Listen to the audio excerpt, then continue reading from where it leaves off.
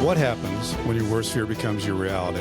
Hi, I'm Brent Cassity. Welcome to the Nightmare Success In and Out podcast, where we explore how to overcome your fears and nightmares and set yourself free. We're going to be exploring this topic with guys I was in Leavenworth with and others who survived their own nightmare.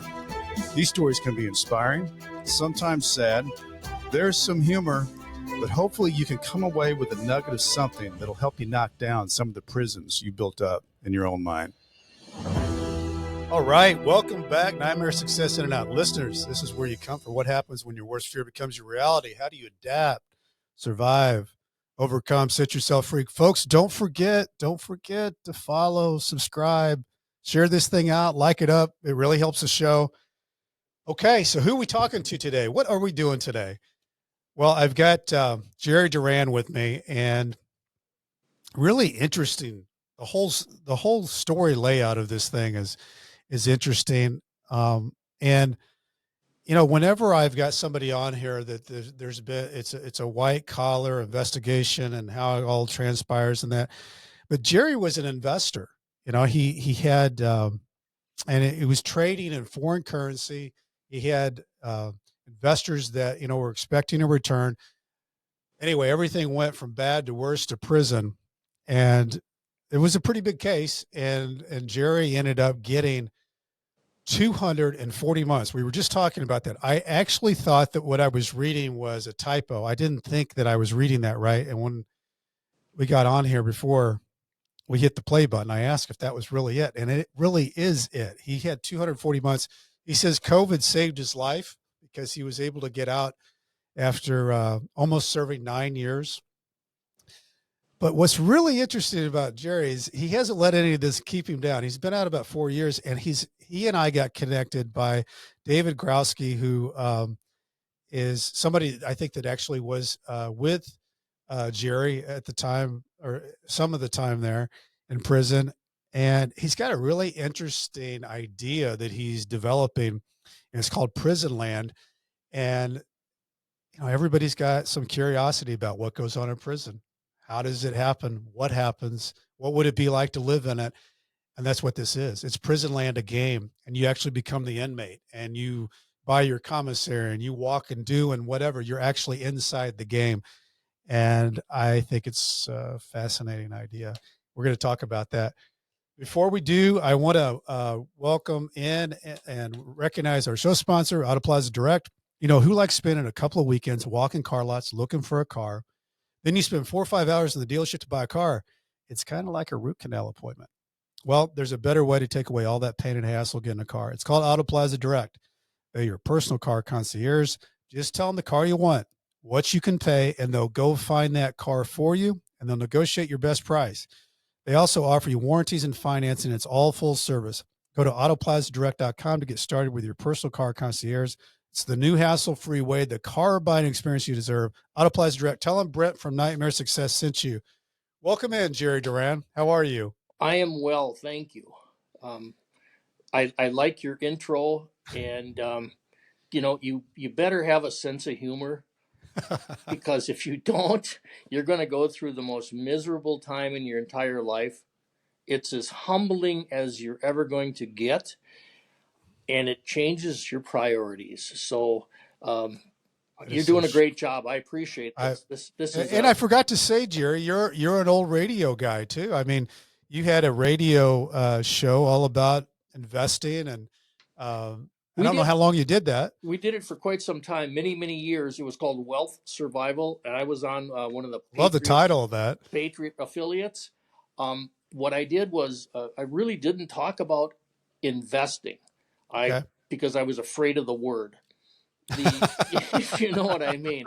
Yeah. So we spoke about what was going on in the markets, and it was probably from about 2004 through 2010.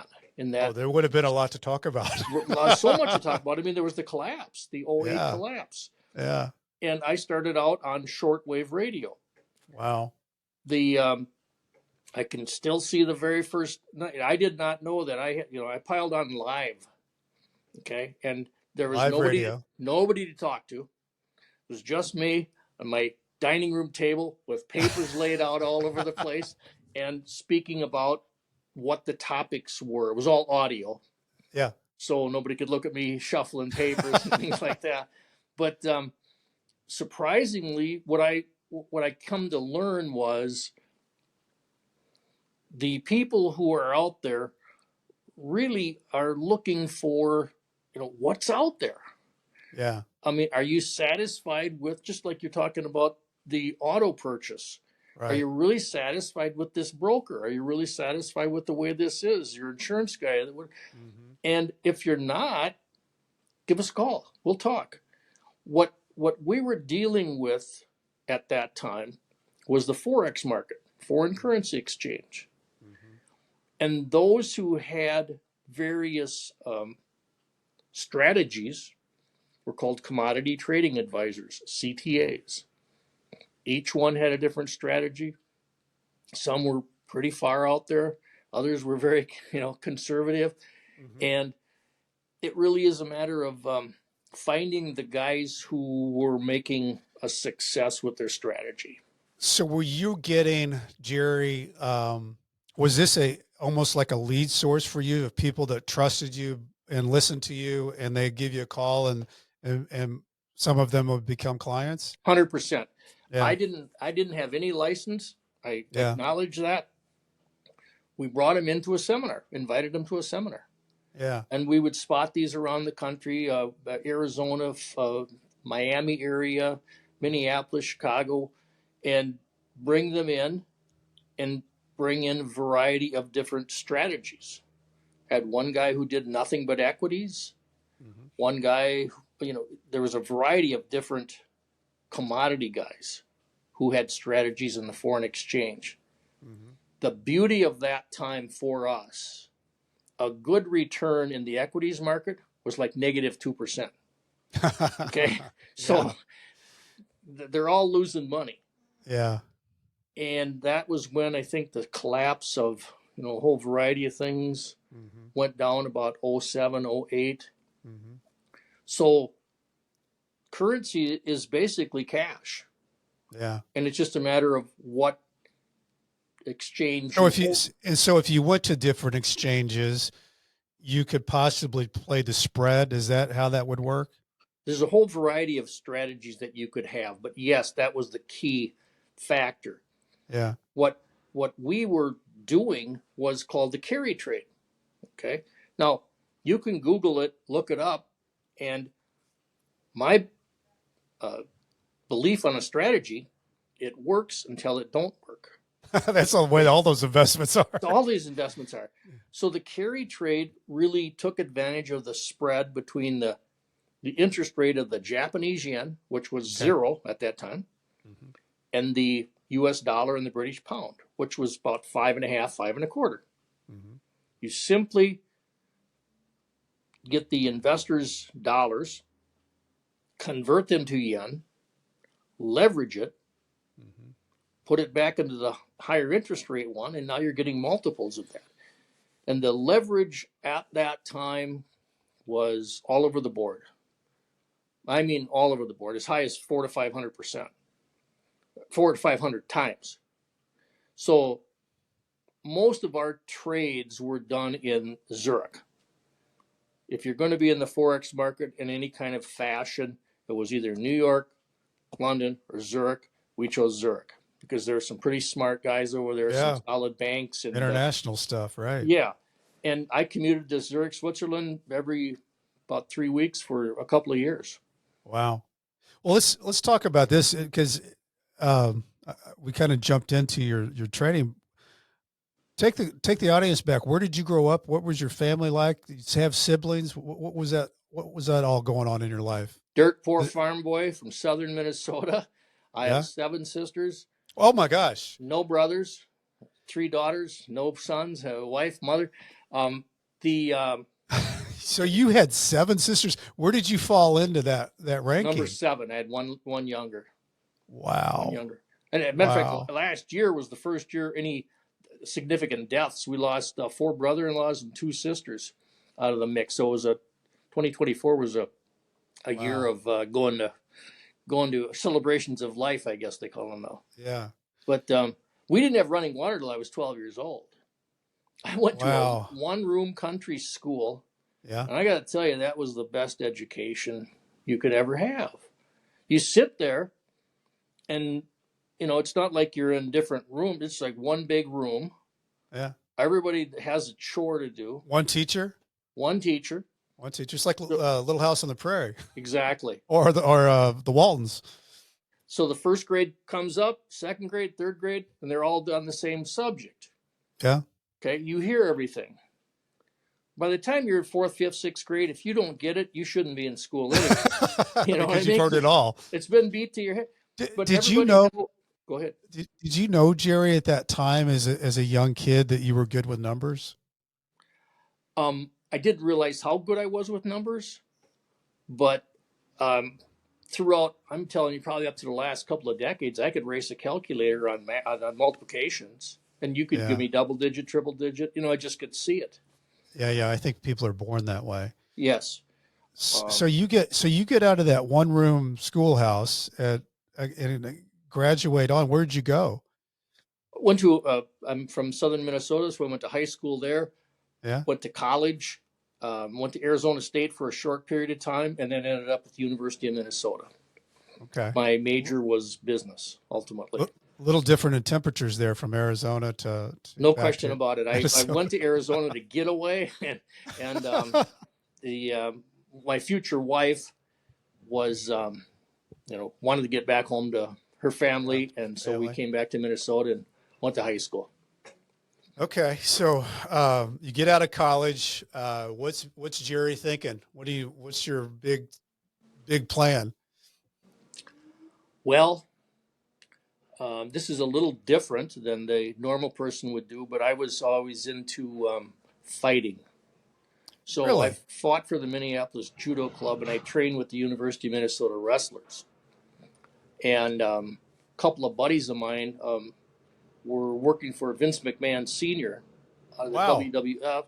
Yeah. So the guy says, hey, why don't you go out and train? Because I was pretty good size. So I went out and trained with Walter Killer Kowalski in Salem, Massachusetts, and went into the professional wrestling arena back in the early 80s.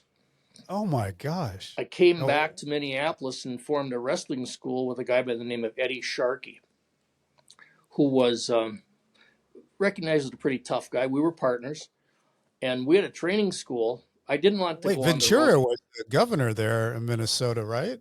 Well, if you look at the 1981 Minneapolis Star Tribune paper, what happened was baseball was on strike at the time. Yeah. So Major League Baseball was on strike.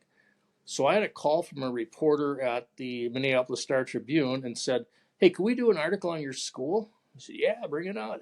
So, we kind of fabricated the school, but that following Sunday, the Minneapolis paper would always come out Saturday night. Okay. A friend of mine called me and says, hey, get the paper. So I was on the front page of the sports page. My picture was the whole thing, and it was our school, and the inside was a picture of Jesse Ventura on his back as one of the students. Oh, my gosh. Well, he wasn't one of my students. He was one of Eddie Sharkey's students.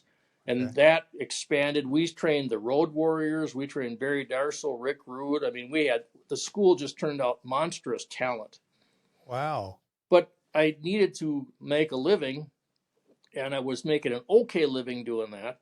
And I got into the brokerage business. So I got into the brokerage business in 81 and was very good at it. The difference was it's a work ethic.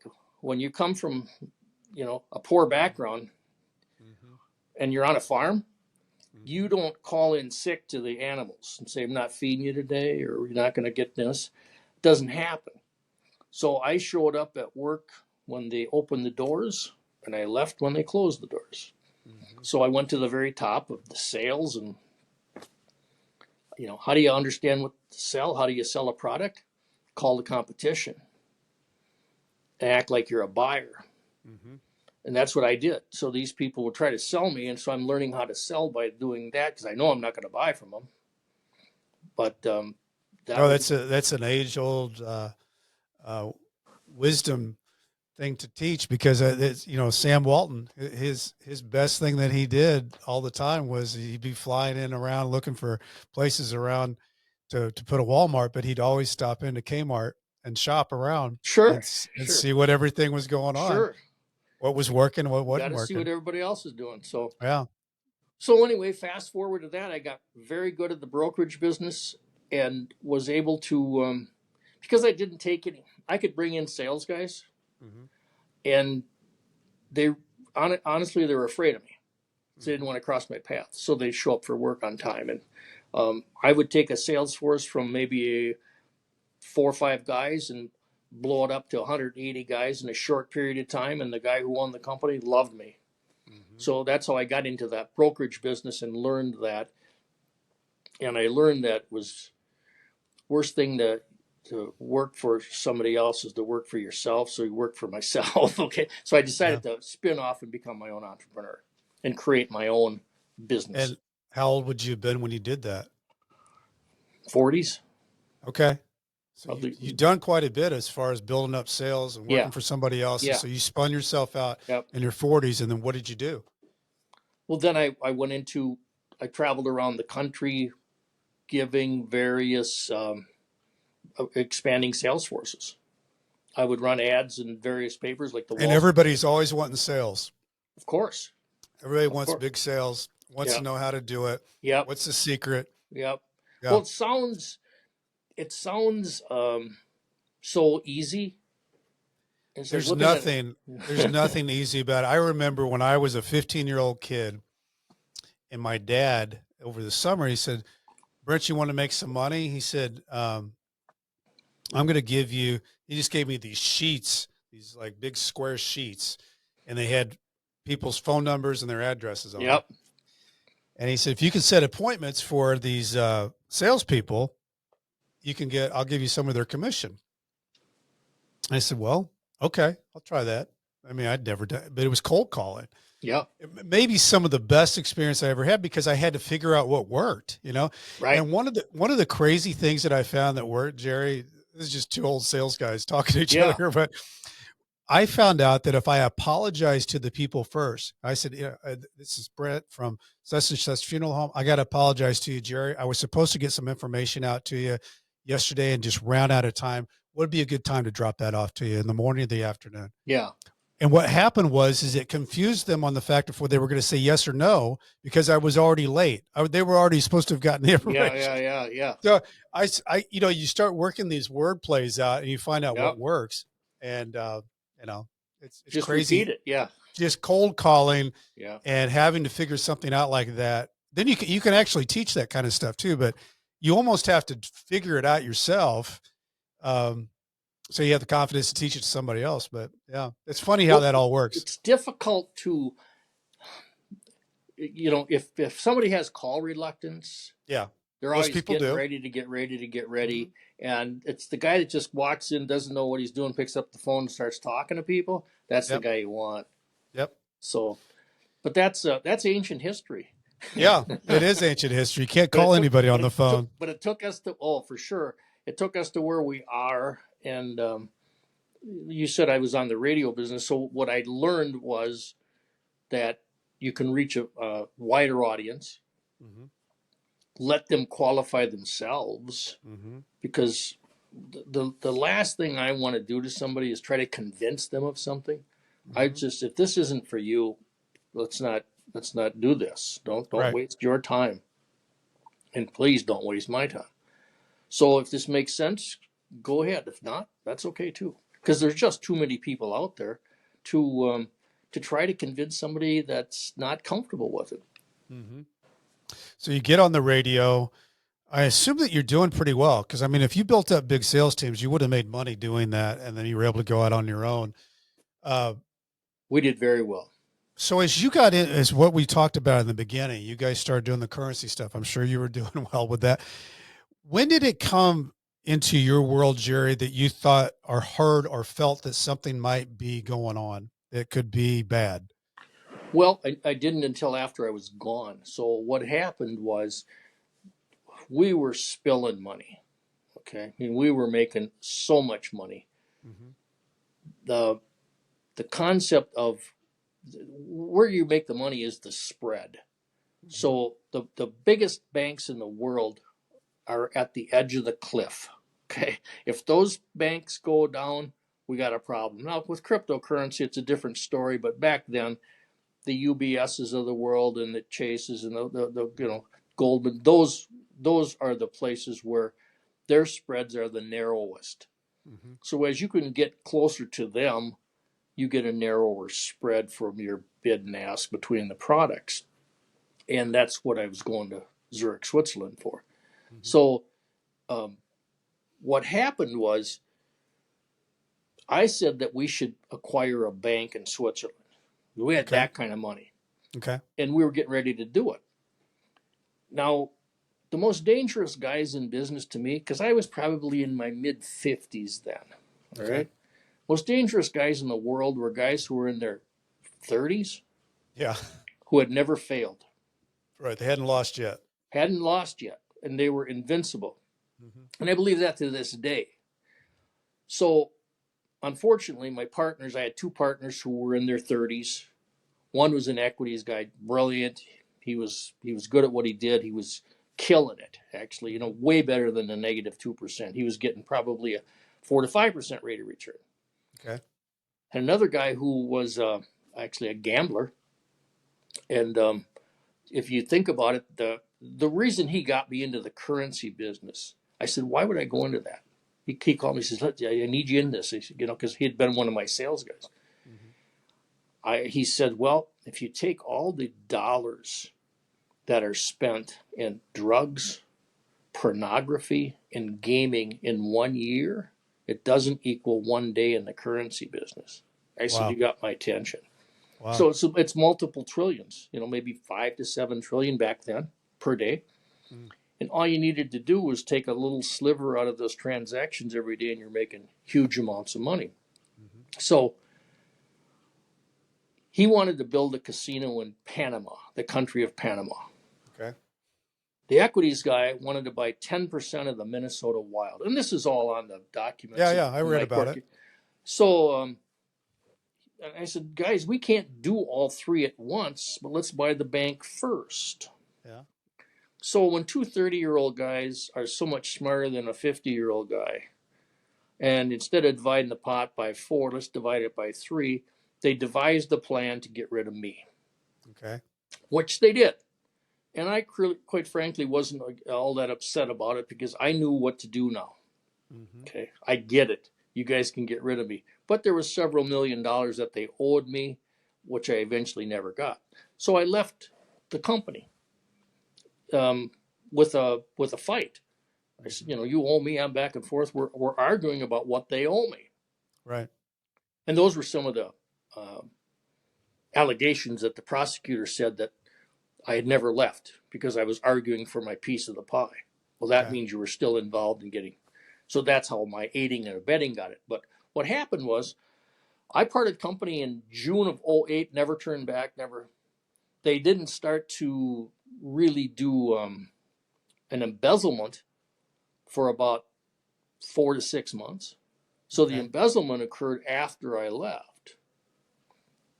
But that doesn't matter, right? No, because you got all swiped up in that. Well, what happened was the guys who were doing the embezzling, one was the government's key witness and another was an unindicted co-conspirator. Mm-hmm. I've got my suspicions as to what happened because we're the second largest financial crime in the state of Minnesota. Mm-hmm. There's $250 million. And still not to this day found. So, it just happens to coincide with when the early days of cryptocurrency came about. And one of the guys was an absolute brilliant fellow in the middle of Zurich, Switzerland, who understood that type of thing. So I don't want to go down any rabbit hole there, but I'll leave that dangling part. That's a deep, dark hole there. Yes, it is. Yes, it is. And who's all involved, Jerry, right? Yeah. And so Jerry, so you leave, this comes up. How are you notified that you're on the radar? Well, I didn't think I was. So one of the guys, I had some clients. I said, I won't touch these clients for a year. I'll leave them alone. Pay me $1 million because they owed me far more than that. So they agreed, but I never got the $1 million. I got about half of it. Okay. So the clients then said, hey, your year's up. Can we come with you and deal with you? I said, sure. He wouldn't give them their money, wouldn't release their money. So one of them said, okay, we'll just file a lawsuit or call the state. And that's when everything happened. That's what raised the red flag. I think that was the 7 or 9 people that wanted their money back or whatever. Yeah. I mean, okay. how dumb are you to not give these people their money back just because you've got a vendetta against me? So that's when the digging started, and everything goes. So you get pulled into this, and did they come to you and want you to cooperate, or was it, or did they always have you just in the thick of the conspiracy? And what were you thinking as far as, because you actually went to trial, which somebody's got to have elephant-sized balls to do that, because there's only 97% of the people that get indicted plea bargain. So walk us through that. What was going through your mind as you were going through that? So I only learned that statistic about 2 days before I finished the trial. Anyhow, so better late than I guess. Right. So this one fellow who threw me under the bus cut a deal for 25 years. Okay. I thought, okay, that was the top guy, Cook. Yeah. So I thought, okay, it's over with. This happened. I believe he went down 2010, I think. Something like that. And really, he was still kind of battling with the case. He was going in and out of court, and he showed contempt, and they got him for that. They locked him up, and he never got out. So he got the 25-year deal. I thought it's over with. I figured that's too bad. Dummy. Top guy. That's who they were after. Yeah. And all of a sudden, one morning,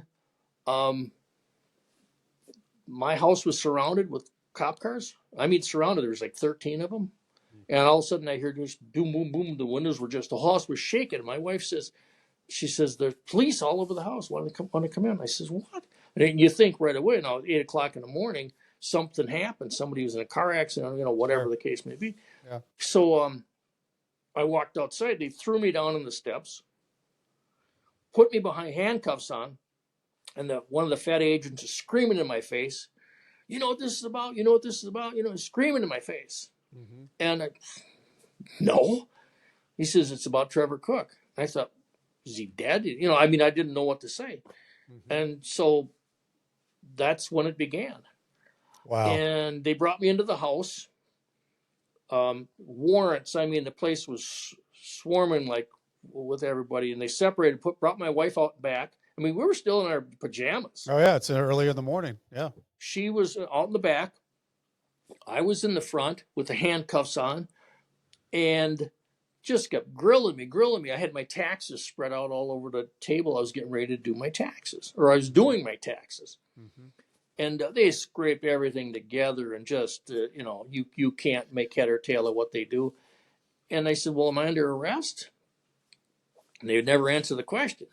So I was not under arrest. I'm free to go. Hard to go when you got handcuffs behind your back and you got nothing on. You got a pair of shorts. Yeah. And so I said, so can we leave? And so I said, well, I'm going to leave then. Let me go. And me and my wife finally got to leave. And I said, will you at least call me when you're done here? Never did that. I came back. The house was wide open, stuff all over the place. And wow. I got on with an attorney, and he directed me. He says, we don't know what's going to happen. We have no idea. So I had no clue. Then they come back a couple, 2-3 days later, these two tough guy fat agents.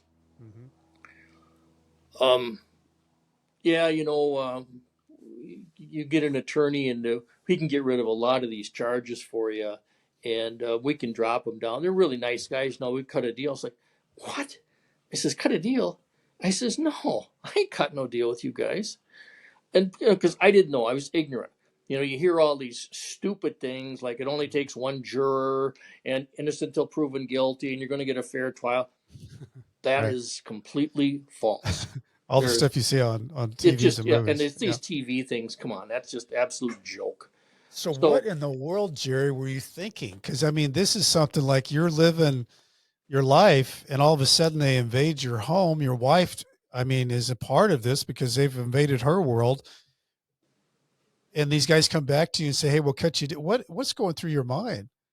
that's when I said the stress level went through the roof, where just the ability to think clearly Yeah, didn't exist yeah, anymore. The emotion was like, what is going on?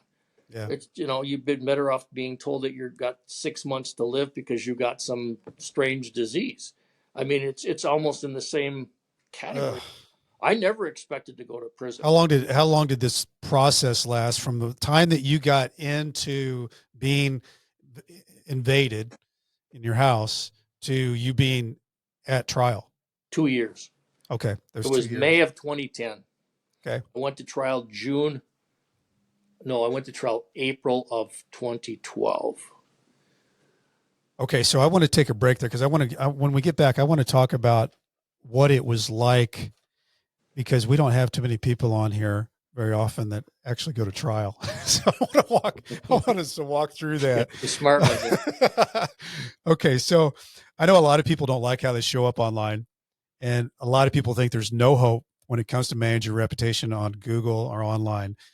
Well, there's hope out there. It's called Discoverability Company, and they can help you. Whether you're building a reputation from scratch, repairing your search results after a negative news story, Discoverability can also help you how you're portrayed on the popular AI services like ChatGPT. To learn more, visit discoverability.co. They're even launching a do-it-yourself SEO option, a course for individuals who want to take on their search results on their own budget and speed. Listeners of Nightmare Success can take $100 off the DIY SEO course with coupon code Nightmare Success. And I just want to say that Nightmare Success podcast is sponsored by the White Collar Support Group, the world's first support group devoted to people navigating the white collar criminal justice system. I'm a member of the White Collar Support Group, and I can tell you this is a bunch of people who can help each other through the criminal justice journey for free. Whether you're just starting your journey or you've made it through to the other side, this is great space for you. You can join us on Zoom Monday, 7 p.m. Eastern Time.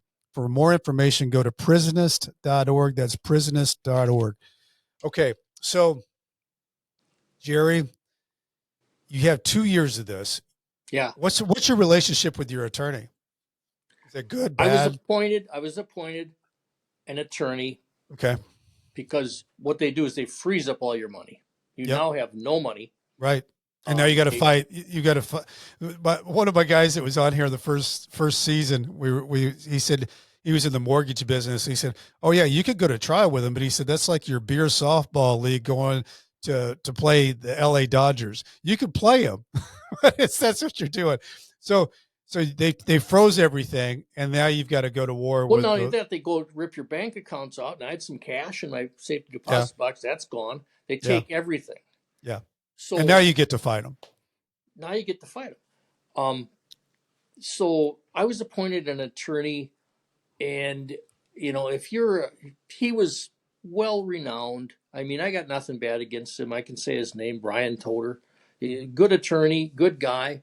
Yeah, But if you look at the reality of it, this guy is getting paid certainly not his going rate because right. he was in the super attorney category and Yep. good criminal attorney. Mm-hmm. And so if you're, by suspicion, if you're somebody like him and you're used to charging back then $400 to $500 an hour, and they're only paying you $250, am I keeping tabs of his hours? I don't think so. So if he's going to turn in, he does 45 minutes with me and he turns in 2 hours. I mean, How do you know? how do you know? And I don't care. Right. Doesn't matter to me. You just want good defense. I just want to get defense. I like Yeah. the guy. Yeah. So we're having a back and forth, back and forth. Now, does he have an incentive to end this right away by telling me we better cut a deal? I don't think so. You have that go on for 6 weeks. Yeah. You got all the publicity. Yeah. I mean, the publicity big was case, massive. right. I was in the newspaper. Our lives were threatened. We had to have guards there all the time. It was not pleasant at all. And I get calls from people that just, who are you? Yeah. There was a lady. I mean, all the depositions I'm reading, she just said this guy's pure scum. I'd never met her in my life. I don't know who she was or anything. Um, the Well, government. and I think it's, when you got somebody that's going to trial, the jury pool is tainted because of these massive news stories that have one strong narrative because it's being fed through the Justice Department, the Attorney General's U.S. Attorney. So you've got that happening. You can't say anything because there's no one that wants the media has their narrative and they're going with it. Uh, it only helps the U.S. Attorney if you decide that you're going to go to trial. So again, we were talking about the deck being stacked against you with no money, your accounts frozen, your money taken out. And then on top of that, you've got the media feeding the U.S. Attorney's story to everybody that's going to be your jury pool. Well, you talk about the jury pool. That's one thing. How they select it. That again is just it's a circus act. Okay, all these legal nuances, all these protocols. Come on, they're worthless. There's nothing that's going to serve justice. Right. The mission for them was to convict. Right. If there was justice, it was a coincidence or it happened totally by mistake. So this reporter who sat in the front row every day, and it was his narrative, and I would listen to what was said in the courtroom, and what he reported were just not exactly the same thing. He would meet with the jurors at lunch. They took a picture together, a couple of group Wow. photos. Wow. The Were you the only one that went to trial? There was three of us. Oh, all three of you went to trial. Yeah, Okay. and the other two guys that I went to trial with, I mean, there's no way you could separate them. That would have been everybody's that was in there. The other attorneys said, if they separate me out, they're not going to convict me because there just wasn't enough stuff. It was just really petty that they got me on. Mm-hmm. So the jury actually said to this reporter, we knew these guys were guilty before they ever presented their defense. Now, Wow. think about that. Wow. So that's a fair trial? Yeah. So when I get How long did this trial go? 6 weeks. 6 weeks. Okay. 6 weeks. April, started early April and ended June 12th. Was there a time in the trial that you felt like that maybe things were going your way? Yes. Ever? Yeah. Yes, because the one of my co-defendants, Jason Beckman, he testified. He did a smashing job. Okay. And I don't think this guy got 30 years. I don't think he was guilty. Wow. There was another guy, Pat Kiley, who was 10, 15 years older than me. The guy was dithering. I mean, he made Joe Biden look adept. Okay. Yeah. So Pat was he had a colostomy bag on. You know, what do you want to put this guy away for? Mm-hmm. I mean, did people lose money? Yes. Who took it? These two guys over here, maybe this one. Mm-hmm. But you want to convict us because you cut a deal with this guy to give him 5 years or less. Mm-hmm. That's the system. That's the pathetic nature of the system. And you don't know it until you get in it. No, you don't. And I'm curious because you went to trial that day that the jury came back. They came in, they sat down, and then I believe the way that they do it is they hand it over to the bailiff. Bailiff hands it to the judge. What goes through someone's mind when that moment happens? One of the jurors, a lady probably in her 30s, was sobbing. Okay. It's very telling. Mm-hmm. Didn't make me feel good. Mm-hmm. The attorney for the other guy, or Jason Beckman, said to me, he says, he said, hang in there, be strong. They're going to get you for taxes. He said, but I don't think they're going to get you for anything else. He said, so there's life after. Okay. So I'm like, you know what? When somebody tells me, cut a deal for this or this, it's just that's not my nature. No. It's not the way I was raised. Mm-hmm. If the consequences are whatever, and you don't really think about it. You cannot imagine that you're going to get convicted. It could be that bad, right? Yeah. So, what was going through my head? It was pretty, Blur. talk about out of body. Yeah, Yeah. Yeah. you are for sure. Yeah. And what happened was once the trial ended, Hmm. then we're told we got to be within an hour's reach of the courthouse at any given time. So even though I lived about an hour away, I had no slack, no leeway at all. Um, so I'm walking around the city with the suit Hmm. on, getting ready and looking at that trolley going by or whatever it was, the Amtrak, thinking, well, should I step in front of that or not? You just, so Yeah. many So stupid many things things go through your mind. go Yeah. your mind. And all of a sudden, I get a call from my attorney. They've reached the verdict. Okay, it's about 9:30 in the morning Okay. on a Tuesday morning. So you don't forget that. There's things you don't forget. They read off the guilty. And how long do you have to wait? Or did they remand you immediately? Immediately. Oh, man. Okay. If So you you're look at immediately my taken into custody. if you look at my interview on Prison Land, Hmm. I said that the walls of the court. I mean, it was a fiasco. They had so many people there. They had to have a closed circuit second courtroom for the bodies that watched this. Okay, Wow. the walls of the courtroom oozed with federal agents, and I couldn't give you any other word to describe it but that. But it's just like they just come out of the walls. It was lined up, and they're all like you'd think they were going to war. Here, Yeah, there's sounds like a three of us nightmare. guys sitting here.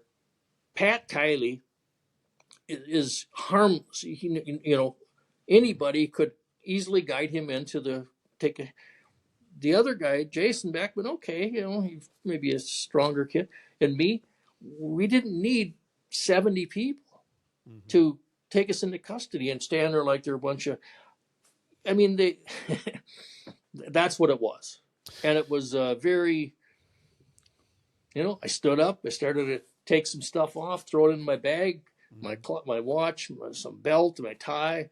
I Hmm. said, "Here's a souvenir to my attorney." I'll give him the tie. Hmm. And once you walk through, you got this beautiful dark paneled woodwork courtroom, and you step into that door, you're in a cesspool of prison. It's iron, it's concrete, it's just the complete opposite of what you think it is. All those federal buildings are is a prison. Hmm. It's all they are. And So how long did you have to wait after you were arrested to find out how long you were going to be sentenced? January 3rd, Wow. 6 months. So So I'm in you were in county jail jail. for six months, which is the worst. I mean, we By all know far the that. worst. They have ice there. They have everything there, Yeah. and there was far more violence. I was in a race riot, Mm. and it was on TV. I've talked to so many people, that have had that type of situation that you have, and I've had people that were remanded before that they were trying working on their trial, and they took them in to try to get them to plea with them, Sure, and it worked because the one guy that I was with at Leavenworth, he was in for 16 months, and county he, jail. yeah, and hadn't been outside. They said that if he didn't do some type of plea bargain, they were going to possibly they were going to target his wife, target his son. Yeah, So he finally gave in. He ended up with a 7-year deal off his plea. But there's so many ways that they use jail. But yeah. once you were, I mean, you handled it I mean, that's kind of like the worst possible um, purgatory because you know that you've been found guilty. You don't know how long you've got, but you're in the worst possible place to wait. Without question. The first few nights they put you in, what I come to learn was not a dry room, but kind of like that, where they think maybe this guy's going to commit suicide, so he's right here under the watch. And I thought, I ain't killing myself. You know, Not after all this. think of what you think of maybe if you want, but I ain't killing myself. Yeah. So I adapted. There was a guy by the name of shouldn't say his name, but anyway, he was in there and he was dying of cancer. Mm-hmm. Italian guy from New York, and we're playing. I'm playing cards, that's what you do. Mm-hmm. And he says, you can tell your wife, he said, it takes typically about 16 weeks for the average person to assimilate with the prison system. He said, tell her you did it in booking. And I said, okay. He says, because, I'm just going to do what I have to do and man up to do what I have to do. How was your wife?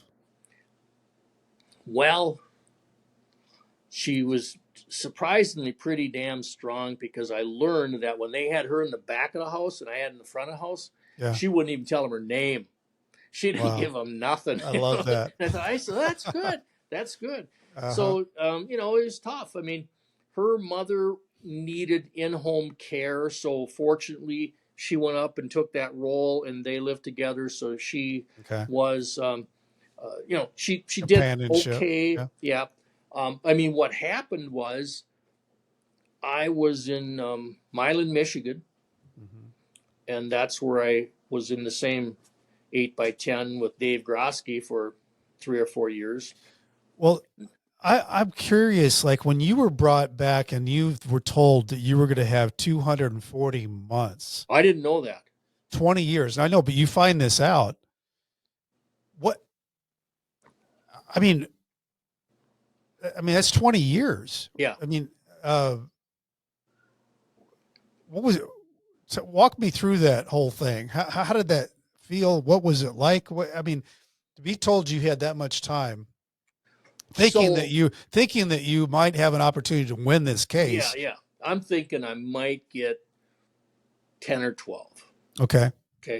You're always, which is a lot of time. Optimistic, but it's not 40. So, again, the points they give you, they score these points. Yeah. I mean, I was just looking at some guys who were on these most recent that's going on right now. Murdered somebody. I mean, viciously killed a couple people. And they're looking at 15 years. It's like, what is it? How do you do that? Yeah. So they were proposing 360 to life for me. Okay. So, you don't know. So that period of time in county jail, you don't know. So when I went there, and living with the unknown's the worst. Oh my God. So when I got 240 months, what happened was they sentenced the guy first. They did it alphabetically. Okay. And the prosecutor and the judge just hated this guy because he wasn't going to roll over for anybody either. And he really, I thought he did a masterful job when he testified and he told the truth. But the jury, was so tainted against him. There was no, anyway, he got 360. We didn't cross paths, but he went into the cell and I'm going out. Now we're in our orange, right, to get sentenced. He said, I purposely didn't tell you how much time I got because I didn't want you to get. So you go out there and I was prepared to say nothing. I didn't know that you're supposed to talk about, So I winged it. And obviously I didn't do very good, but when they said 240 months, it was like, what are you going to do? Yeah. Okay. So I went back and we stayed there in that place for, oh my God, it was hours, When you got the 240 months, how old would you have been? 60. 80. I went in when I was just 60. 60. Then 80. Yeah. Wow. So, how soon from that moment are you finding yourself at the prison that you are supposed to be at? Another 3 months. Wow. End of March. Wow. I got called and, they pack your stuff. That's it. Okay, well, what do you got? You got nothing anyway. So you are, you're shackled up. I mean, you see these guys in the movies that are shackled. No, that's not how you're shackled. They're around the waist, your hands. And because I was such a high profile guy, Yeah. ever heard of the black box? Yeah, that's where you can't move at all with You got the black box on. Yeah. black box on you. So I got that luxury, and you're carted to a bus. I'm thinking, okay, God, I might be going to Rochester. No way. So I get sent down, and everybody kind of gets dropped off here and here and here. So we're going to the Rochester airport. And from there, you go to Oklahoma, which is Transfer like center. the biggest depot.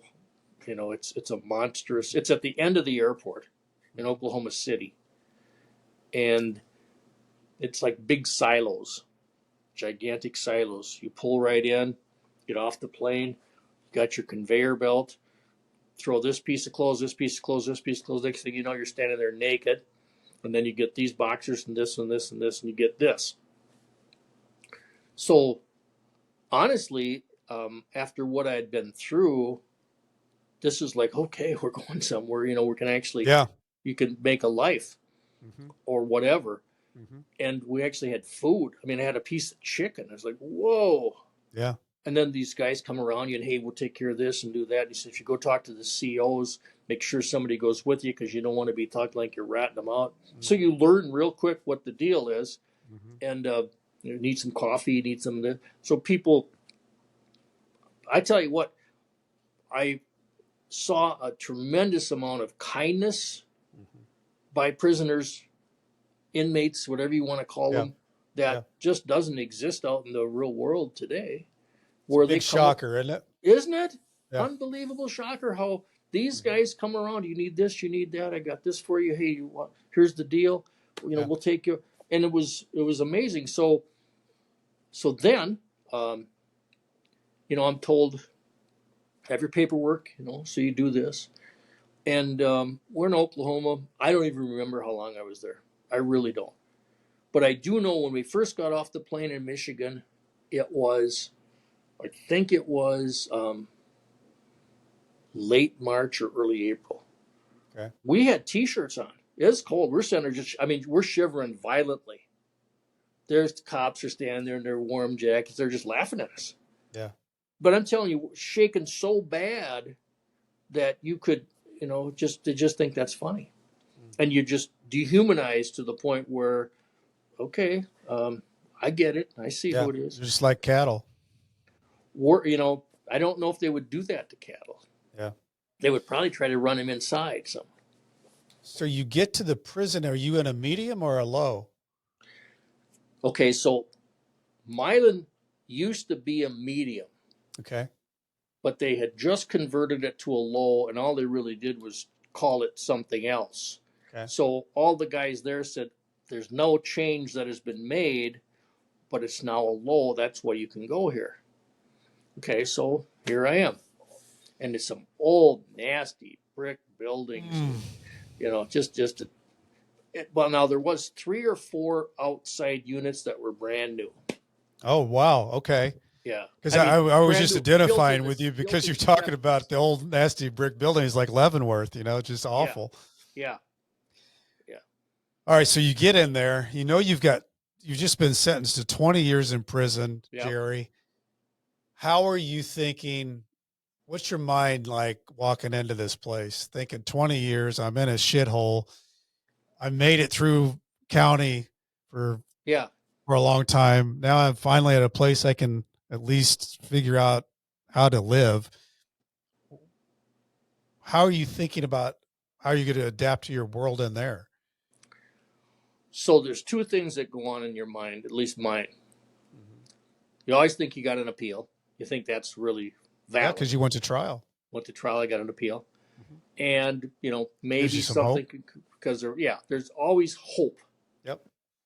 And I met a couple of guys, and surprisingly, they look at you, and a big time financial crime is kind of looked up to, as opposed to, if you're some other crimes, Yeah. Yeah. but they look up to you like, where's the money? Mhm. Because everybody knows about you before you get there. Oh yeah. They Oh know yeah. what's cooking. They know who you are and what's going on. And did you Hmm. do this? Are you a rat or whatever? Yeah. So Inmate.com. I'm kind of yes, yes. Some of the best, it's better than the U.S. Post Office. I mean, Exactly. yeah. So I was looked up to some degree. I didn't realize it at the time. Hmm. And everybody's giving me advice. And this one guy comes up and he says, here's the deal. He says, you can preserve yourself in prison. He says, don't do anything stupid. He Hmm. says, you can sleep. You got no real pressures. Eat correctly. Don't eat a lot of junk. And Hmm. work out a lot. Hmm. Fuel your mind. Yeah. It's physical, mental, and spiritual. And you Good better do advice. all three. Okay? You better do all three. And I did. Hmm. I probably read 400 books Yeah. of everything. You name it, I read it. I try to pick up some books at the library, and I'm here. Oh, wait a minute! I read this. I read. So, Yeah. and all of them, you don't want to get a little book. You want to get a big, You thick want to get book. a big, thick book. Yeah. Yep, yep. I was reading those Greg Iles books that were like 700, 800 pages. That was uh, one of my favorite authors. There it is. This guy Yeah. here, his books. Yeah. All right. Yeah. So I've got maybe 4 or 5 of his, and But you're right. You wanted to get into a big, thick book. Yeah. you want to get something that's going to cause you to learn Think. something. Yeah. Yeah. It's an Um, escape. Total escape. Yeah. One of the tricks that I was told by a bunch of, I guess, bikers when I first got to county was sensory overload, Mhm. loud noise. Do this. Just keep yourself. Just beat yourself with whatever you can beat yourself with, and just don't think. Mhm. So there's all kinds of tricks, and I started to apply them, and they work. Did they make you work at that prison? Was that a Yes, work? Yep. absolutely, absolutely, yeah. Um, so this group ran this, and this group ran this, and this group ran this. So I got yard work, Not bad. picking up trash. Yeah. It was a big compound, Hmm. and Outside. I go outside all the time. I worked Hmm. out a lot, Hmm. and I stayed in very good shape. I'm in, you know, with the ab roller, let's say the ab wheel. Hmm. When I ultimately, just before I got out, I was doing reps at 25. So I'd end up doing 40 of those. Yeah. That's a lot. Oh no, that's not easy. Not I I think it's so funny how you do certain things with the pitch. Like, um, I got into doing pull ups, and I hadn't probably done a pull up since I was like in junior high. Started doing four. Yeah. Worked myself up to Yep. 4 sets of 10, and that That's was a really whole. good. But that's like a whole different exercise that you Yeah. would never think that you Yeah. would do. Yeah. But I agree, working out, reading books, and really getting into. I mean, when I was in, I got down to my high school weight. I mean, I lost 35 pounds, and it wasn't very hard to lose either. I mean, Not it at was. all. It Not just at all. fell off. Kind Yep. of falls off like your freedom, but Yep. it's maybe it does preserve some of your life. I don't know, but as you're walking through that, are you filing appeals, Jerry? You're Absolutely. doing your hope of Yep. this and that. Okay. What about So, the outside world? Are you staying connected to the outside world? I called my wife. I had called my daughters on a regular basis. I had a handful of friends. Then you get the access to an email, Hmm. which is not easy. No. My sisters, I would get visits. Yeah. And to me, visits became more stressful than beneficial. I didn't like them. You know, Were they stressful to you because it puts you too close to the outside world? I wouldn't say that so much. It's that what you put your family through, Hmm. It's not easy. what you put your visitors through It's was hard. very. I did not like that at all Hmm. Yeah. because you're sitting in there with just this, and a lot of some And good it's guys. not, but it's not even easy though. It's not even No, easy to get through. A No. lot of times you get turned away. My family got turned away 3 times on Yeah. ridiculous things, but um, so you did have that uh, opening to the outside world, and your wife talking to her on the phone, and your visits, and Yes. um, when you started not getting what you wanted on your appeals, how did you handle that? So again, I'm in the cell with an attorney, right? Okay. Who gets it. Mhm. And Dave Grosky is somebody who can read 50 pages and it's like he just flashes through them. And it's like, dude, you didn't read that. But he'll quote back to you pretty much everything in there from where it is. Very So, smart guy. very smart guy. And he's got some unique characteristics. The guy just, so he filed the appeal. Or Okay. no, he helped me file my appeal with my attorney, and we thought we had it because they had so many. I can't even recall what the errors were, but everything Okay. gets denied. Okay, everything gets denied, and that was a big letdown. Mm. And then your next step was your 2255, and that is where I was given all this information about the plea bargains, and I said I didn't give any plea bargains. Mm-hmm. And my attorney says, yeah, you got 4 plea bargains. I says, no, I didn't. I thought, you liar. Mm-hmm. Now, my state of mind with what was going on, possibly, but I got to tell you, I would sit in an office and they give you from deposition reams of paper. Okay, and let's Yeah. say that the paper stack is maybe 4 feet high, Mm-hmm. single sheets. And there's maybe 3 sheets in there that are pertinent to what would help you, but Mm-hmm. then they just duplicate everything, everything, everything. So you got to go through it and try to Yeah. find that. And Like a that's needle in a how haystack. dirty they are. Yeah. I mean, that's the prosecutor. And to get a fair trial, there's no such thing. They have unlimited resources. Right. The Fed agent who he sat through the whole trial and then he testifies. Well, they don't let anybody else do that. And if you're going to testify, you don't see what everybody else is saying. So he's got an advantage. He can come in and refute this and refute that. And they ask him all the softball questions. And um, so, I didn't get the 2255. Judge denied that. Mm-hmm. And, you're thinking, okay, well, I got this much time. I got this much time in. Maybe this is going to happen. Well, then there was what was the First Step Act? Mm-hmm. Okay. Now you got That all these happened in computations. 17 or 18. And I would say when you mentioned David um, Grosky, he was episode 145. If those listening in here want to check Yeah. that out. So yeah, so the First Step Act. Yeah, what was the rumor mill in the prison about the First Step Act? Well, it was all over the board. First of all, and the first information you get from everybody is so wrong. Mm-hmm. Okay, they're already giving everybody a free pass, and we're getting pardons and all this. Right, Well, right, no, right. no, no, no, no, Yeah. no. I think you misread something. So, what happens is that there was a lot of classes you take, and Yeah. you can get points off or something, which would change your. But what The, we heard from the outside is that they had a hard time even getting that staffed up to where those were even classes you could take. So the BOP moved like at a snail's pace to even get the thing implemented, and they had to push them from the Justice Department for the BOP to do what was supposed to be implemented for the First Step Act. Because it wasn't, there was a little bit of a conflict of it's a interest of the whole fact. thing. Yeah. Absolutely, absolute a fact. Because the prison system is a factory.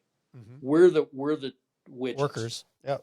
Okay, and prisoners do run the inmate or Right. run the prison. Right. They do everything. They do everything. Right. So there's no there's just no.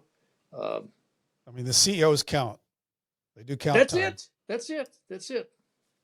Um, So, Jerry, yes, sir. when when that's because you're talking about the First Step Act, and so when the First Step Act, you realize it's not really going to happen the way that everybody thinks it's going to happen. You're about 2 or 3 years away from COVID, and I always wonder, like when I always think that being in prison and having something like COVID happen would have to be the worst time ever to be in prison because it's very easy for them to just shut everything down, lock it down, telling everybody there's no visits, no phone privileges, can't go outside. Did all that happen? So you weren't in there during prison. No, I left in 2016. Okay, so I was trying to get closer to home, Mm-hmm. which was Rochester. Okay. And I met with the counselor, and she says, well, "You're not going to get this." She says, "You're never going to get this." Mm-hmm. I got it. So there's a lot of serendipity or whatever that happened in my situation. Mm-hmm. So I'm getting transferred, and we're talking about now it's spring of 2019. Mm-hmm. Well, at that same time, I hadn't got a hold of my wife much at all for the first third of the year, Okay. January, February, March. And she finally got a hold of her in April. And she's on the verge of crying. And she says, "I've just been diagnosed with stage 4 liver and pancreas cancer." And Oh then she man, broke Jerry. down. Oh boy. So, and then, sitting on these phone booths that are like half booths, and you got Mm-hmm. people all around you, and you got this so much time to be on there. And it's, it's a tough, how do you take that call? And I know I'm going to get transferred now. I know I'm going to go to Rochester, and it's a matter of, now what happens next. And you're about 7 or 8 years in at this point and get that phone call. I am about that right. Yeah, Yeah. yeah, yeah. Man, I just can't imagine getting that kind of news in prison. I mean, I saw a couple of people that did. I saw a guy that lost his son, and he just turned into a shell of himself. But uh, what happened with her next? So I get transferred. Okay. I get to go back to Oklahoma. Okay. The funny part of the story is that, I'm ready to go. I'd packed out, and it was supposed to be like a couple of days. Well, it's 2 weeks. So now I got nothing. Everything's packed. And this is when guys stepped up, and they're not going to get it back. They give me this, they give me that, coffee, whatever the case may be. So I remember getting on that bus, and there was a couple of COs that were really nasty. But Mm-hmm. to so we leave, and we go out to the bus, and we're all sitting on the bus, and I'm ready to go. I mean, I'm happy. Okay, I'm Oh not. yeah. And this CEO put on some, and I'm not a country western fan at all, so I don't even know the name of this song, but he cranked it up so that you couldn't hear yourself think, and he had it blasted, and I'm looking at these guys all pissed off about it, and I'm like, yeah, good for you. It was entertainment to me Yeah. because I'm going home, and it was like spit, chew, chew. I don't know the. I mean, I remember those words to the Yeah. song. It was, Yeah. and he just cranked it up, and it's like, okay, this is, I'm getting out of here, and went to, get at the airplane, and getting your shackled. I mean, To tight, travel, shackled all up again. shackled Yep. all up. You get a bag of. You've gone to Oklahoma?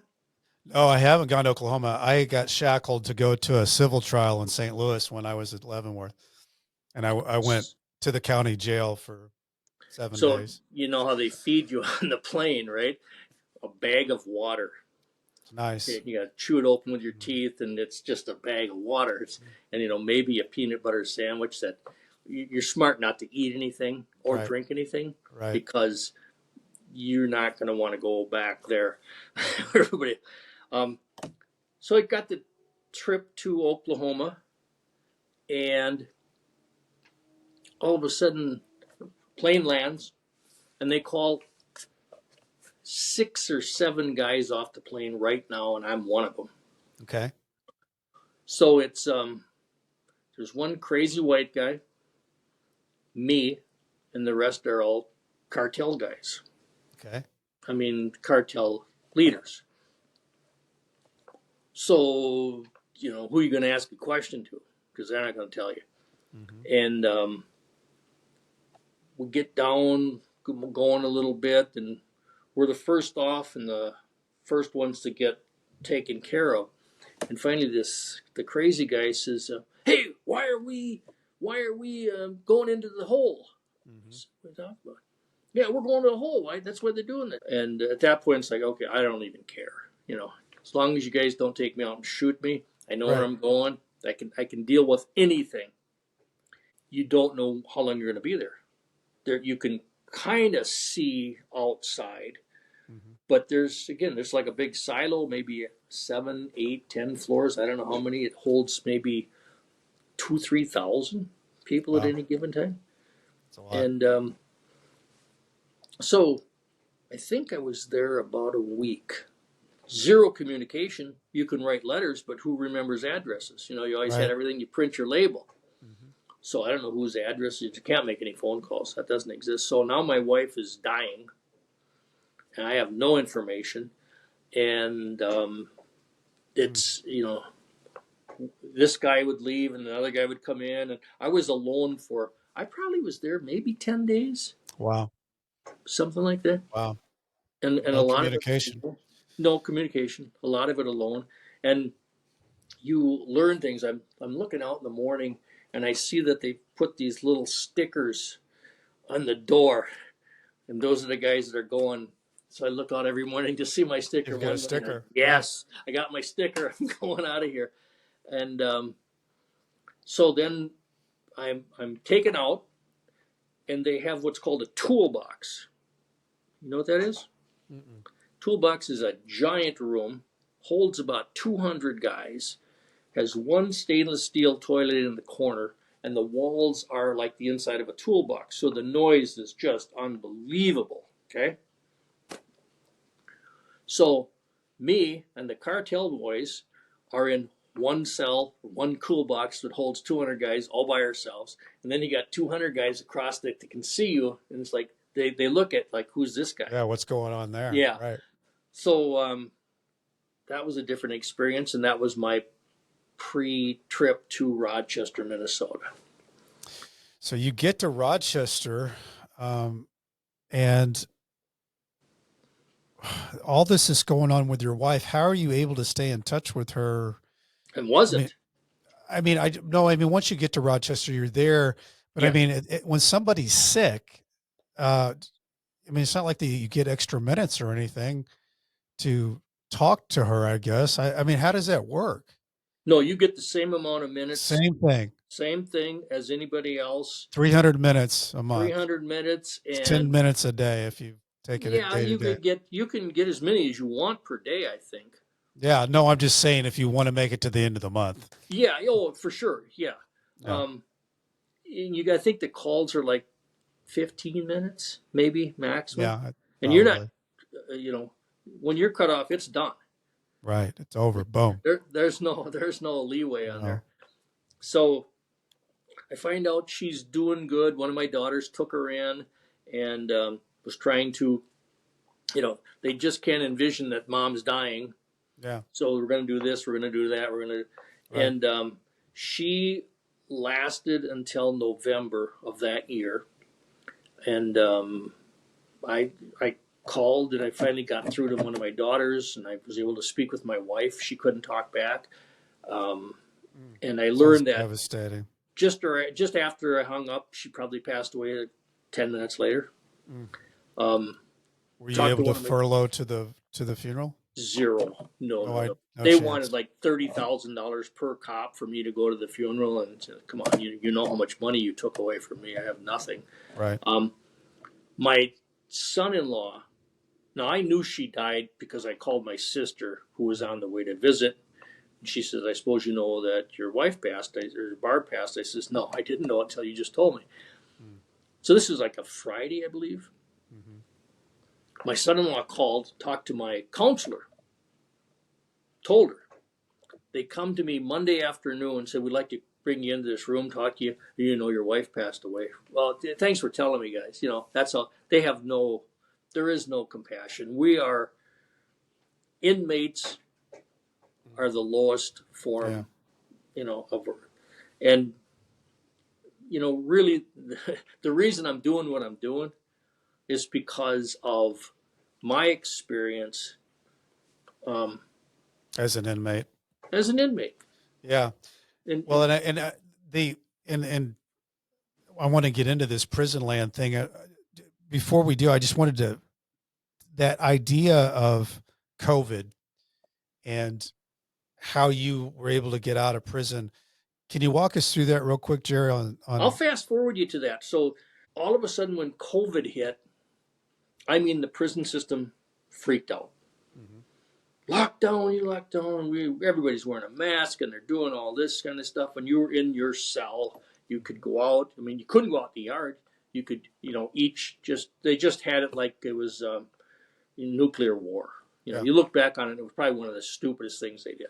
Oh yeah. However, so we'll fast forward to June and understand we're right at the Mayo Clinic. So if you got something wrong, they take you to Mayo Clinic. Okay. Couldn't have gotten better. All right. Right. So June of 2020, I'm diagnosed with prostate cancer. Okay. Okay. So now I got to do the biopsy and all this sort of stuff, but they don't rush anything. Mm-hmm. October, I'm diagnosed with shingles, which is severe. Really painful. Yep. Well, it was on the optic nerve. So it's not like a rash or something. It hit the optic nerve on the left side and it goes one side or the other. Mm. So I lost my vision 4 times. Mm. So again, because I'm at the Mayo Clinic, I got the best doctors, the drops, sure, everything. So I'm taking care of myself. Mm-hmm. And then we'll fast forward to January and I'm diagnosed with COVID. So now I got, the trifecta. I figure I'm dying anyway, right? Yep. After my attorney found out my wife died, he contacted me and he says, look, I'd be happy to, for free, I'll do your compassionate release. I appreciate that. Thank you very much. And believe me, I'm grateful to this day for that. Mm-hmm. And again, he's a smart guy. So it doesn't take, 2 weeks to do a compassionate release. It takes months because you've got to go through everything, all the forms and the fight back and forth, and the prosecutor doesn't want this in, and the prosecutor.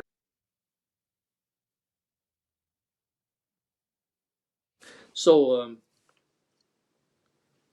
why I don't know, because the prosecutor also was discovered that he had prostate cancer.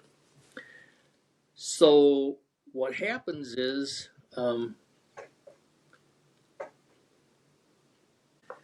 what happened was, we filed this, get all the documents ready. We're ready to go. February rolls around. I said, you ready to file? What he was waiting for was my letter to the judge had to be very from the heart. Mm-hmm.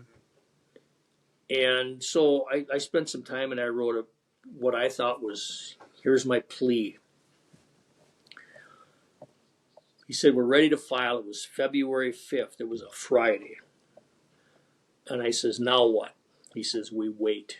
He said, it could take months. He said, they never have to respond if they don't want to. Okay. 1 week later, never forget, 12th of February, I got this email from my attorney in bold letters, we won, exclamation points. Wow. I still get shivers to this day when I think about it. I get emotional. So February happens to have a President's Day, right? So the message came through on Friday. Monday was a President's Day, so I got out on that Tuesday. So that was my lead time. I learned from other guys who got out, when they tell everybody they're getting out, they immediately go put them in the hole for their own safety. Like, I mean, come on, it has nothing to do with anything. But they put them in the hole for their own safety. I shut my mouth. I said nothing to nobody. Yeah. So I stayed where I was, but I knew what was cooking. I called my daughter and I couldn't speak. I said, here's the deal. I said, I got some information, but I can't even talk. Mm. So she said, you're either dying or you're getting out. I said, yeah. I Yeah. said, you hit it. I said, there's one. That's right. So I walked out of there on that Tuesday, February 16th, 2021. Wow. Yeah. That's incredible, Jerry. I mean, this whole story is incredible. The prostate cancer, what happened with that? Well, when I got out, then I went to Rochester and had a biopsy. I did what's called a brachytherapy, Mhm. which is radioactive injections as opposed to cutting. And they actually plant radioactive seeds on every cell that's cancerous, and then they do uh, radiation for about 30 days. And since then, I've had a clean bill of health. The Wow. shingles actually lasted 3 years. It was a virus on this the left cornea. But you And didn't lose you no, have your eyesight. I have my eyesight.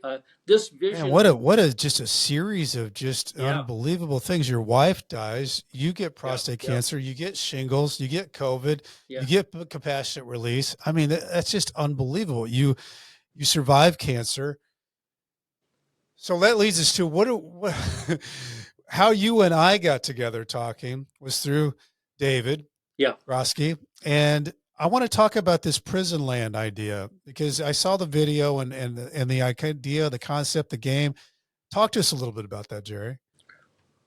Well, there's just a predecessor step there. I met a woman who's an author. She came to me, wanted to do a story on my life. She said it's unique, it's fascinating, and I'm thinking, it's just my life. It didn't seem like much to me. It's pretty unique.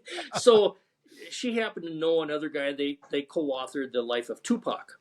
Okay. So she knew what she was doing, and then they took it to a screenwriter and wanted to do something like a series, and that's still on the back burner. That's a Okay. possibility that we can dovetail it with this.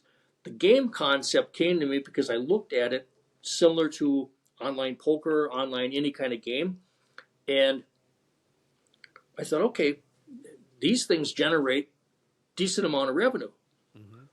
and I wanted to. There's people out there. I'm looking at all the prison reform and all the laws, and I said, that's not the way I would approach it because Mhm. I don't believe in it. Mhm. What I do believe is when the guy that actually came with me, Gilberto Chavez, when he was 15, one of his teachers said, "Hey, you got talent. Let's do this. It's a one-on-one. Grab somebody, keep them out of the prison system. Grab somebody, keep them out of the prison system. Somebody's in the prison system. You talk to their family, help them out. How do you really need help? This direct One on help one. of, Yep. as opposed to, I'm not here to change laws Mhm. because It's a big it's task. it's a task, and is it ever going to happen? So I conceived of the game. We put it together as best we could conceptually for the money we had to do it. And uh, March 20th launched Kickstarter, and it's out there to be exposed to influencers who have followers and their followers. Send it out to people who can donate, contribute to this cause, because our mission is create something that generates a revenue perpetually, and we then will go to the people who get it, that Mhm. would be an advisory board, to take this money and actually put it to work where you can affect a person's life directly.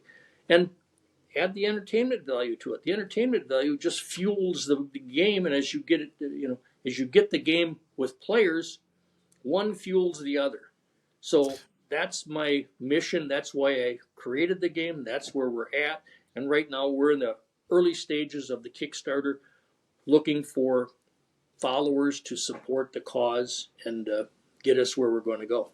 Well, I think it's fascinating too because I think people playing within the game become inmates within people who are making this game that went to prison. So it's all real, and they can become part of the society that everybody's so fascinated with because they haven't been there. And I think It's a unique concept. It's a unique idea. And I love the idea of taking dollars and putting them towards people that can really affect their lives. So I'm a fan, Jerry, and I've, want to help any way I can. Cause I think, uh, I know these games. To me, I'm an older guy.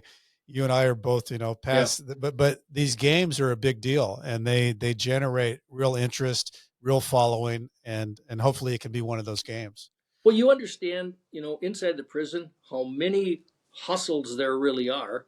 Yeah, And when I was there, you couldn't just open up a poker table or a blackjack table. You needed permission. You needed to yeah, advance to do that. But those guys were doing that. Were making a pretty significant rake, hmm, and all the various hustles that are in prison.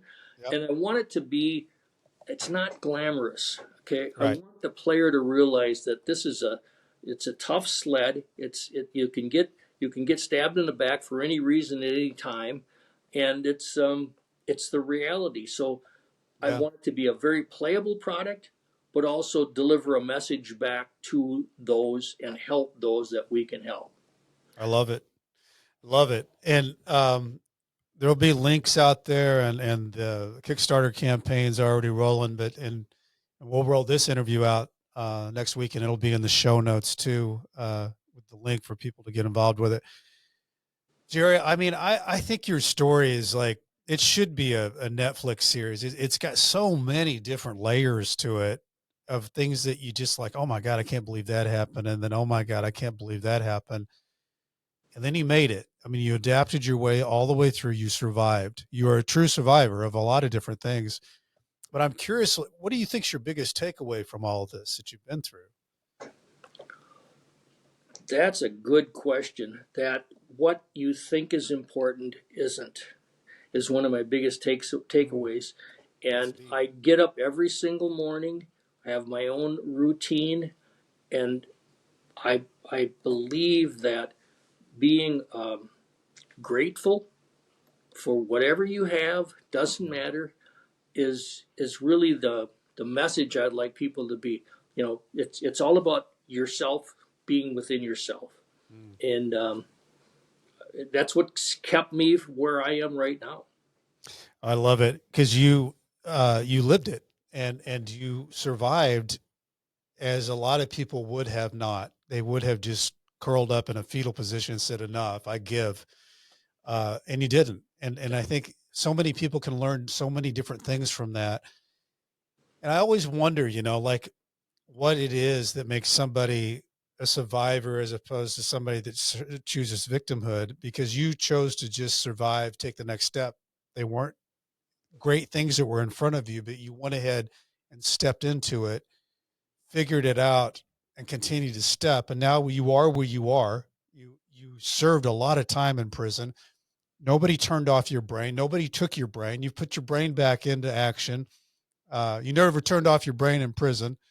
So Couldn't. I think there's a lot to learn from that. I really do, and I love the fact that this goes into 1,100 prisons, and people know, hey, it's not easy on the outside, but you don't have to quit. You can continue to work and go and do, and that's what you've done and survived it, and it's a story. The last I thing wouldn't I'll be leave you with. surprised if this ends up being a series because why not? Why wouldn't it be? Well, I think it's going to be because of who I've got involved with it. Yeah, These people, professionals. I'm going to be with them sometime in April, and we didn't just start it. We've been at this for about Yeah. three And years. they do happen. I just interviewed Divine G. He came out last week, Okay. and his movie Sing Sing went to the Academy Awards, and he got nominated for Best Screenplay. Coleman Domingo was up for Best Actor, who played him in the movie. These things happen. They Yes, happen. yes. They Good for happen. them. I appreciate it. And the last thing I'd leave you with is as long as you got, do not let that flicker of hope go out. Don't lose hope because hope might be all they have. That's all there is. That's right. Speaking of hope and gratitude, I want to thank Homestead Financial Home Mortgage letting me use all this fancy stuff here in the podcast studio. Hey, if you've got home mortgage needs out there, Greg Aftiev is your guy. He knows that stuff. Check him out. My book, Nightmare Success. Get it? It's at Armor All, Amazon, Barnes and Noble. And if you want to go check me out on what I'm doing, go to brentcassity.com. I spell it wrong. I spell it with a TY, not a DY. As I used to say to my people as I was writing my emails back and forth from Leavenworth, stay strong. I'll do the same. Jerry Durand, thanks so much for sharing this story that you have. I think it's going to help a lot of people who want to take a listen. I very much appreciate your time. Nightmare success, in and out.